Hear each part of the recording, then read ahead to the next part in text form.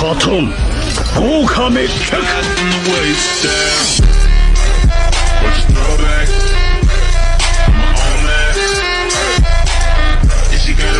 Heyo guys, welcome back to the channel. This is a story about what if Naruto the Melt. As a child, Naruto is taken in by Sarutobi to be his chosen successor to the mantle of Hokage. He develops a bloodline long thought lost to the world and learns along the way that, though he may be hated for his demon, his will of fire will burn brightly. And let's see what changes will come to the Naruto verse. Before we start, don't forget to give a like and subscribe to this channel for more what ifs, and check the description for the creator of this great fanfic. So let us start. Chapter 7. Revelation. And here's Chapter 7. For the record, the wrestling bit with Guy last chapter. That was a joke, people. It was meant to show how insane Guy is in his willingness to try anything. The knife fits into the story and it stays, period. Swords are way overused, a knife is subtle and poignant, perfect for stealth. Awesome blades, very deadly, and definitely not stubby. 8 inches of blade is enough to kill anyone and can slit a throat like paper. Anyway, folks, lighten up and let me tell the story. I'm known for humor, sick and twisted though it may be. You didn't think I wouldn't have a little fun in the melt. Tisk, tisk. Listeners, reviewers, thank you. Chapter 7. Sarutobi glanced over at his grandson as they sat on their lunch break. The boy hadn't even touched his sandwich, opting instead to slip through a scroll in a book. His curiosity got the better of him and he sat his sandwich on the platter and turned to Naruto. What exactly are you doing over there? Your lunch is going to go bad. Naruto looked up from his scroll and grinned. I'm trying to, what was that word? Oh yeah, multitask. I'm multitasking. Sarutobi quirked an eyebrow and rolled his hand in a continuing gesture. And what? I'm reading up on the Kage Bunshin and its applications and abilities while also reading up a bit on a certain weapon I've found interesting. Sarutobi perked up instantly. And that is. Naruto opened the book up to the page the knife was on and Sarutobi looked hard at it. It was so plain looking and yet, it was exactly what he had imagined the other Uzumakas might have used. Perhaps it was ingrained in the boy's blood. He tried to read the excerpt under the picture but found it was in another language. So, what is it? It was called a field knife, I believe. The blade is about 8 inches and the hilt is 4. Sarutobi nodded and sat back in his chair. That's a pretty big blade, especially for someone as small as you. Do you think you can handle it? Come on, sensei. Swords are way bigger than that and I can hold a sword easy. Hi, but knives and daggers are one-handed use and that is a foot-long knife. Knives also require a subtle finesse that is usually not found in swords. To use a knife, you have to be willing to get in close and get in the enemy's face. Swords allow a bit of distance still, but with a knife you are almost guaranteed to be cut. Naruto frowned and went back to reading his scroll. I don't care. That knife is the only thing to catch my attention and I'm going to have one commissioned. I think I'll do great with it. My Kekai Genkai is bred for stealth and assassinations anyway, so I need something that can do the things I need to do. Such as. Naruto sighed and looked back at his grandfather with a sad look. It's not something I want to do, but I've come to the realization that I'll have to kill at some point. It's unavoidable. It comes with our profession. I need something that will help me kill my enemies quickly and as painlessly as possible, and I think that this knife will do it. I'd rather my enemies not suffer if possible. Sarutobi nodded and took a sip of tea. That is a good attitude to have, Naruto. No one wants to kill, except the depraved and the bloodthirsty. It's good to seek other solutions before you have to fight, but realizing you may have to kill is a start toward maturity. It's hopefully something you'll never come to enjoy, just something that, as a ninja, you learn to deal with. Naruto nodded and turned back to his scroll, but Sarutobi wasn't through yet. What have you learned so far about Kage Bunshin? I've learned that it splits chakra evenly between bodies. It's a jutsu that has many functions, the least of which is multiple bodies, turning a ninja into a one-man army. But the chakra cost is high, so not many can do it effectively or to a degree that makes it worthwhile. The information gathering aspect of it, though, is what catches my attention. Sarutobi folded his hands and leaned forward on his desk. It always brought him joy when Naruto learned by himself. It says in the notes you gave me that a Kage Bunshin, once dispelled, returns its memories and anything learned to the maker. It's great for spying and that has been documented.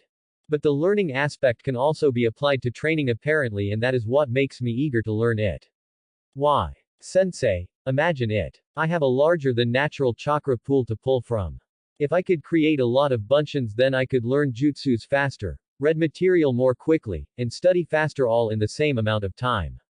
It has unlimited potential. The things one can do with this jutsu, and yet, the only drawback is an unnaturally high draw on chakra. But my level negates that, and, sensei, you have to teach me this. Sarutobi nodded and puffed on his pipe. I'll show it to you this evening when we get home. It would be a boon to your studies very greatly. Speaking of which, how are your studies at home going? Slowly. I've been reading up on seals in my spare time, but the literature on them is sparse and limited to sealing scrolls. I've made a couple myself, but I know there is more to it than that. You've been making seals unsupervised. Naruto, that is extremely dangerous. If you mess up even one, there's no telling what could happen. Hi, I know. But I have to try it. Sealing interests me and I'd like to learn more. If cage bunshin works like the theory says it will, then I can learn more and become more diverse. I want to learn. Sarutobi stared at his grandson and puffed on his pipe long and hard. I'll allow you to look a bit more into sealing, but only if I'm present. There aren't many seal masters in the world, Naruto, and it is a very dangerous, but very fulfilling art to pursue. You must promise to be careful. I promise. Good. Now, what about your training with Guy? How is that going? Naruto huffed and sat back in his chair with crossed arms. Remember the wrestling Guy sensei showed us? Well, most of it isn't practical in a battle.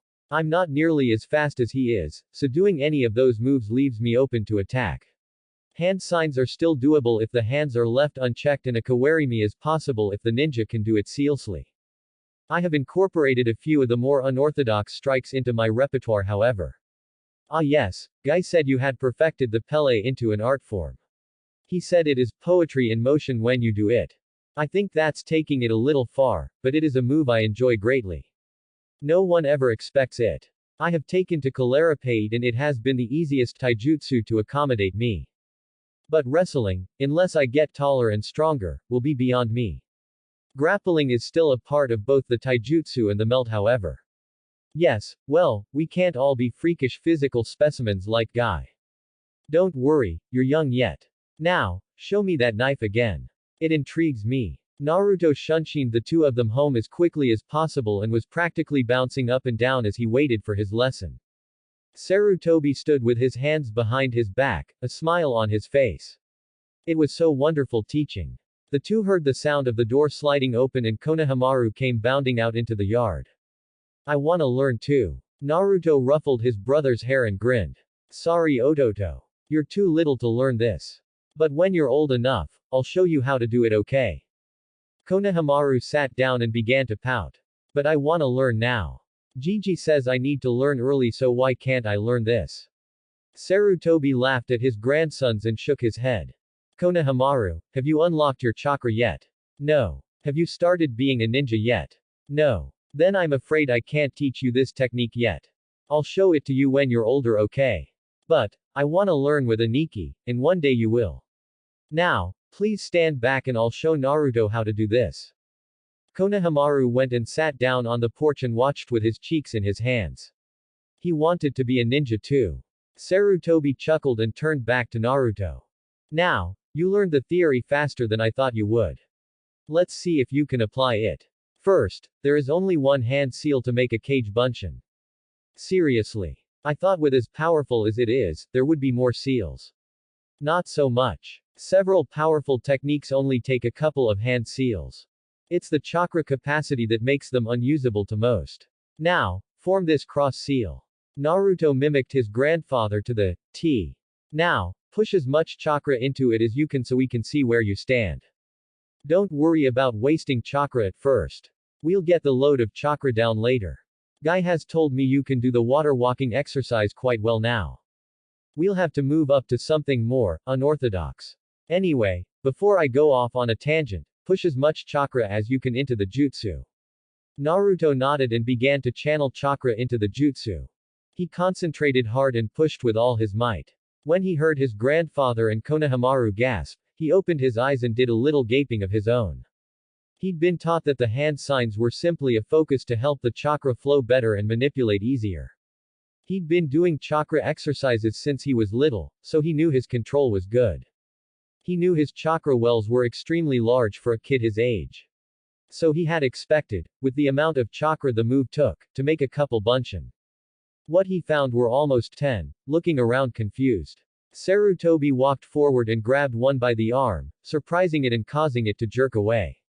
Hey old man, what was that for? Sarutobi quirked an eyebrow and glared at Naruto. The boy rubbed the back of his head and grinned. Ah, it wasn't me.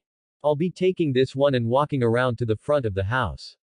I'm going to tell it something and I want you to tell me what I said when I come back. Naruto nodded and watched as the clone and his grandfather walked around the corner. A couple minutes later, images of his grandfather whispering in his ear came into his mind and he blushed, causing Konohamaru to tilt his head in confusion. Sarutobi emerged in a swirl of leaves not a few seconds later and Naruto glared at the man. You are a dirty old man, Gigi. Mom will be angry when she finds out what you told me. If you want to continue learning jutsus, I suggest you keep what I told you to yourself. I'll be good. That's what I thought. Now I want you to practice with this a bit more. Have the clones do some chakra exercises and you'll see an improvement if they do them right. I'm starving and I'm going to dinner. Come on Konohamaru, we'll leave your brother on his own devices. Naruto stared at all his clones and they stared back. He raised a hand and waved. Hi. The clones waved back and said, hello, in a collective voice. So, what should I do now? One clone shrugged and grinned. We dunno. You're the boss. How about the leaf exercise? Naruto thought for a second and then grinned. Nah, that's too easy. I've got a better idea. He bent over and picked up a few pebbles from the ground, tossing them in his hands. Let's go to the study and see if we can't find some books on seals and something on my Kekai Genkai. If you guys can give me memories and learn, then you can balance these pebbles on your foreheads with chakras while you read. Ah, but that sounds hard. Hey, I'm the boss, remember? Now let's go. I want to try to learn something new before I go eat. The 9 clones followed Naruto inside and chose a book from the shelf and a pebble from his hand before lining the walls in a cross-legged position. Whenever a clone learned something of interest, it would read until it had found out everything about that subject and would release. Naruto had read up on the danger of releasing significant amounts of clones at once and didn't want to slip into a coma from information overload. The last clone was reading on seals and Naruto was happy with his results from the others so far. As they dispelled, they relayed whatever information they had uncovered, along with helpful hints for keeping the pebbles aloft on the forehead. Every time one dispelled, he would adjust his chakra this way or that to accommodate and make the process easier. He'd learned that the melt was indeed an assassination jutsu originating from the country of Whirlpool.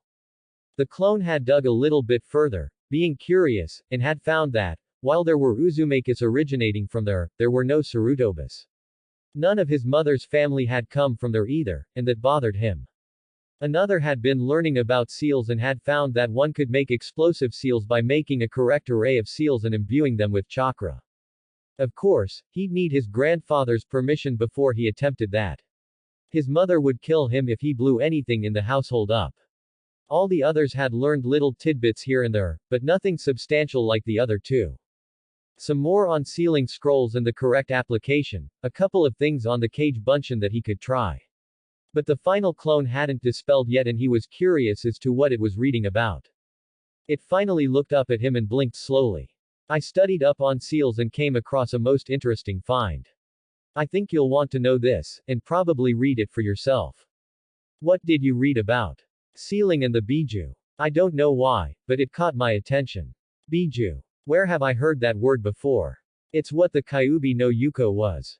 You know, the fox that attacked all those years ago and the Yondaime killed.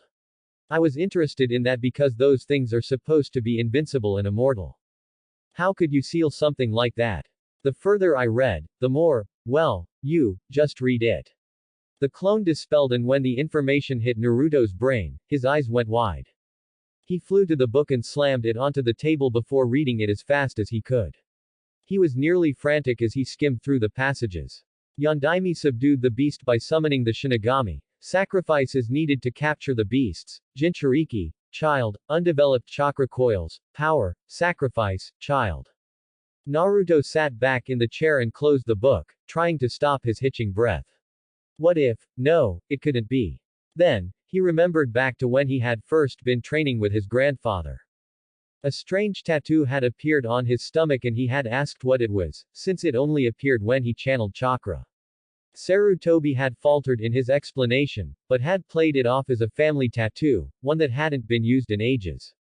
But they'd decided to start the tradition up again with him.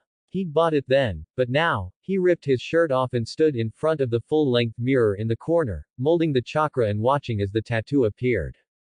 Naruto had been studying seals on a limited basis, but he could recognize several things about it. This tattoo had all the makings of an extremely powerful seal. A seal that held something powerful at bay, something that could be dangerous. His thoughts were harried as he sorted through them. This was a seal, no doubt about it. It was a containment seal. He knew that. Now, what did it contain? The clone had said that it had been reading about Biju, and Naruto's eyes widened. He tried to calm himself by thinking rationally. Okay, first, if it did contain something, what would it be? If it was a Biju, which Biju? His eyes widened as he came to only one conclusion. He was called a demon by the villagers, and either revered or given the cold shoulder by the ninjas. His birthday was the same day as the Kyabe's defeat. The same day as the festival he had never been to. He was born the same day the Kyuubi attacked. He looked at himself closely in the mirror. The clone had read that Jinchuriki takes on the aspects of their Biju. Kiba and Shino said he smelled like a fox all the time. Those scars that adorned his face looked suspiciously like whisker marks and were very sensitive. And his canines were abnormally long for a human, but he'd chalked it up to a birth deficiency. But, what if it wasn't? He had to be calm, he had to think clearly. His parents loved him and his little brother adored him. His grandfather loved him. The servants loved him. If he was a monster, then would they love a monster? He looked back into the mirror and fingered his blonde hair. It was spiky and neon blonde, not like any of his family. In fact, he looked like, no, that was preposterous. There was no way. But, there was only one way he would find out. He slowly walked out of the study, the book tucked firmly under his arm. Sarutobi and his family were talking quietly at the table when they heard Naruto's footsteps approaching slowly. Eri turned to greet her son and gasped at the sight of him, causing everyone to turn and look. What they saw was heartbreaking. Naruto stood with his shirt torn and hanging off his waist, a book in his hands, tears streaming down his face. His chest was heaving with his unwillingness to cry and his teeth were grinding from his need to let it all out. Eri stood and made her way to her son, only for him to flinch away from her. Naruto, what's wrong? Naruto ignored her and stared at his grandfather with mournful eyes. Is it true? Am I a monster? Sarutobi looked at him in surprise. What do you mean, Naruto? The boy growled and the tears flowed harder. You know exactly what I mean. Or do I have to spell it out for you? He threw the book onto the table and molded chakra so that his seal showed. What is this, Gigi? It's not a tattoo. I may have only studied seals for a little while, but even I know this is a containment seal. Who am I, really? What am I? Sarutobi hung his head. This was a moment he had been dreading for a long time. Aoi, escort Konohamaru to another room and tell everyone not to interfere. Eri, Yahiko, you stay. Naruto will need your support. Konohamaru looked up to Aoi as they walked out. What's wrong with Aniki? Aoi smiled down at the young boy and ushered him out, closing the door behind them. Nothing, Konohamaru. Just a disagreement with your parents and grandfather. Konohamaru nodded and allowed himself to be led away. Naruto watched him go and turned back to the three before him. Sarutobi motioned to a seat near the head of the table. Please sit, Naruto. This wasn't supposed to be explained to you until much later. But, circumstances have seen otherwise. I'll explain whatever I can. Naruto nodded and sat down, his hands balled into fists. Sarutobi sighed and steeled himself for what was to come. First off, Naruto, I want you to know that we love you and we'll never hate you. Just, know that and believe it. I'll do my best to explain to you the whole story, or the parts one am allowed to say. Naruto nodded and wiped his eyes. I know you love me, Gigi, and I know mom and dad do, but what am I? Am I a monster like the villagers say I am? No. You are most definitely not a monster. You're a hero, Naruto. You keep us safe every day from a terrible beast. What beast? Eri moved around the table to hold him and, though he struggled at first, he soon accepted her embrace. He needed reassurance. Naruto, you hold the Kyuubi no Yuko, the most fearsome of all the tailed beasts. You are its container. I'm a Jinchuriki, a power of human sacrifice. Sarutobi winced. So the boy knew more than he thought. Why don't you tell me how you know Naruto, and I'll fill in the blanks where I can. Naruto nodded and scooted into his mom's embrace a little more. I know I'm a Jinchuriki. I know it's the Kyuubi. I know that I'm hated by the larger population of the village. I know that I'm more powerful than I should be for my age. What I want to know is why me? Why give me this burden? Did the Yondaime hate me? Why am I different? The Yondaime most certainly did not hate you. The reason he chose you is complicated and one of the things I can't tell you about right now. Why not? No more secrets, Gigi. I want the truth. Eri squeezed his shoulders and he began to sob again. Sarutobi's face was awash with shame and he hung his head. Minato, Kushina, how can I tell him? How can I reassure him? God, help me. Naruto. Several minutes of silence went by as he thought about what to say. Naruto had stopped hiccuping and was now flanked by both of his parents, one on each side. Sarutobi looked up with a single tear running down his craggy face. I can't tell you yet, Naruto. It's part of a promise I made to a very special man. I'll tell you when I am allowed to and not a minute earlier. I'm sorry. I just can't. Naruto was not happy with that answer. He was pissed, but even he realized that a promise was a promise and you just don't break those. Alright, Gigi, I won't ask again, as long as you promise to tell me later. Sarutobi nodded and wiped away his tear. Naruto took a shuddering breath and stared the old man in the eye. Who are my parents? Eri and Yahiko gasped, and Eri squeezed Naruto into a bone-crushing hug. Naruto, we're your parents. We love you. Can't you see that? I know, Mom. I know you love me. And you're my parents, that's true, but you didn't give birth to me. Eri leaned back shocked and held him by the shoulders.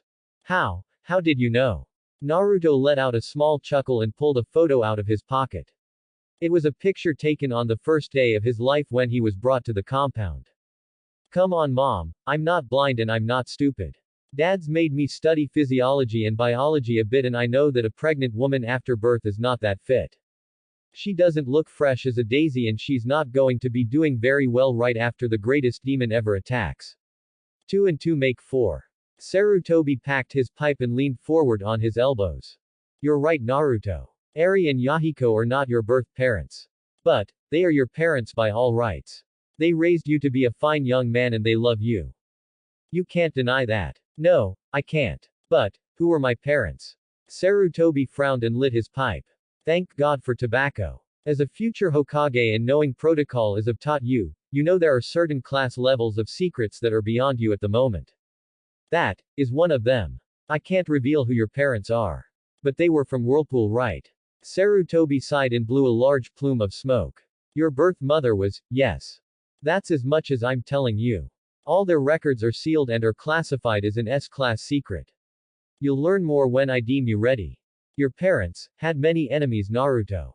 Were they bad people? The adults all stared at each other and laughed out loud at the ludicrous thought. Naruto began to get angry and slammed his fist on the table. Oi! It was a serious question. Were they bad people? Is that why they had so many enemies?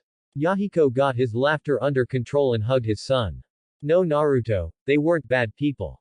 Quite the contrary, in fact. The reason they had so many enemies is because they were such upstanding citizens. But we'll tell you about them later.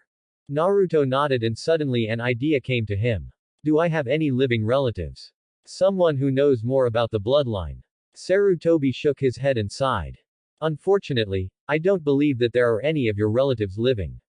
If there are, they are scattered to the wind and you're likely never to find them. I'm sorry, Naruto, but it seems that you'll have to learn about your Kekkei Genkei by yourself, the hard way. The boy sighed and leaned back into his seat. He was emotionally drained. So, where do we go from here? I know you want me to be Hokage after you, Gigi. Is that because of what I contain? Part of it. Truth be told, Naruto, you don't have a lot of options for a future. Your status and what you hold is general knowledge to the bulk of Konoha. The only ones who don't know are the children your age. I made a law long ago saying that no one would tell the younger generation about your tenant. I'd hoped it would allow you to have a somewhat normal life, but from an early age, the people shunned you, even knowing that you were my grandson. Will it affect Konohamaru? I should think not. They refer to him as an honorable grandson, already, an act you never received. Our family is not popular for our decision to take you in, but we are still revered nonetheless. Don't worry about us. Do you think it is wise to make me your successor? Naruto, you were born to be a shinobi. It's in your blood. If you're going to be something, you might as well shoot for the stars. Not only do you have the ability to be Hokage, you have the qualities of one. What do you mean? You constantly put others before yourself. You were worried about how the villagers would treat Konohamaru, not yourself. You seek only to gain power and knowledge so that you can better yourself to help your family. These are things that are paramount in a Hokage and the reason you are my chosen. Sarutobi moved across the room to stand in front of Naruto and placed his hands on the boy's shoulders. You've taken all this better than I could have ever imagined, Naruto, and I'm glad that we got to tell you instead of some ignorant fool that hates you for what you hold. We love you and never let anyone tell you otherwise. We're so proud of you.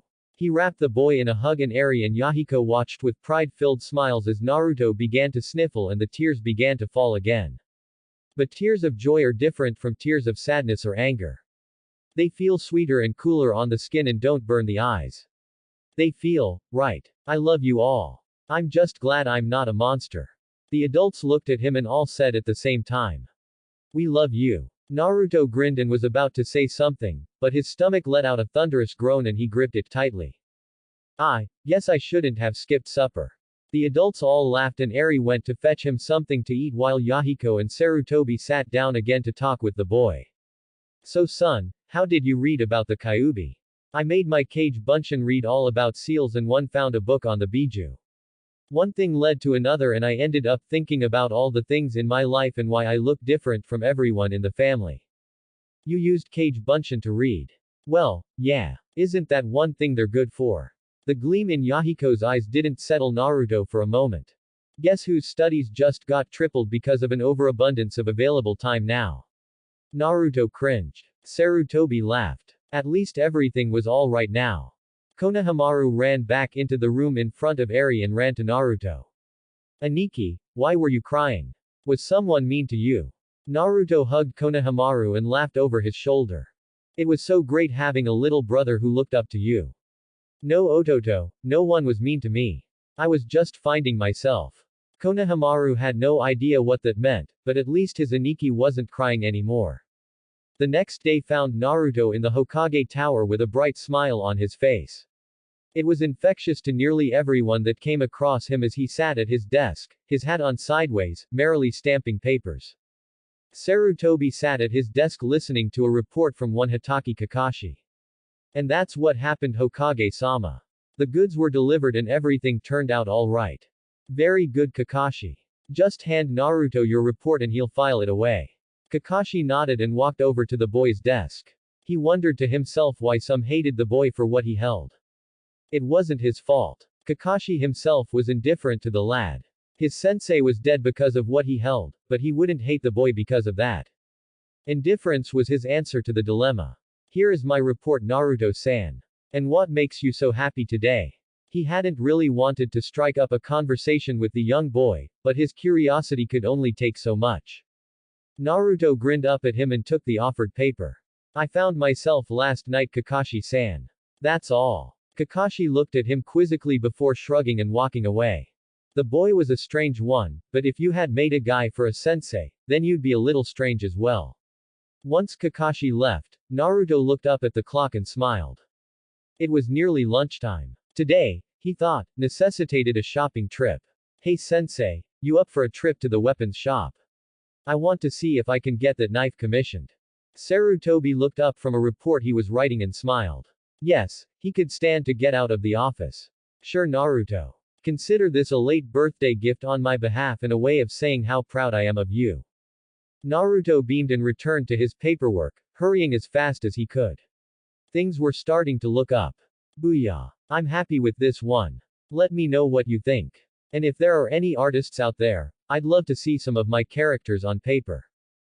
Thanks for listening. I hope you guys liked it. Don't forget to subscribe and leave a like for more what ifs and support the author. See you guys in the next video.